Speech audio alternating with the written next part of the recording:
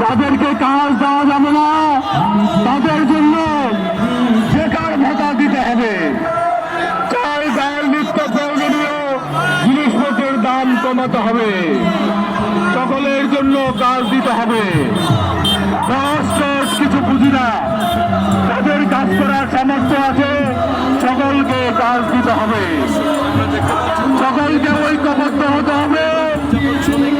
শ্রমিকদেরকে ঐক্যবদ্ধ হতে দেয় না পুঁজিপতি শ্রেণী, সাম্রাজ্যবাদীরা ঐক্যবদ্ধ হইতে দেয় না সাম্রাজ্যবাদের এজেন্ট এনজিওরা।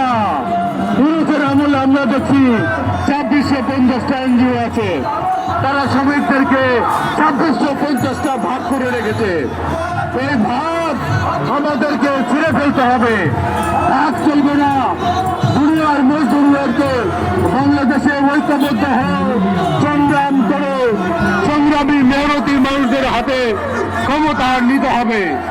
আমাদের সংগ্রাম মেহনতি মানুষদের হাতে, শ্রমজীবী মানুষের হাতে ক্ষমতা নেওয়ার জন্য সংগ্রাম। আমাদের আলাদা কোনো স্বার্থ নেই, শ্রমিক শ্রেণীর স্বার্থই আমাদের মূল স্বার্থ।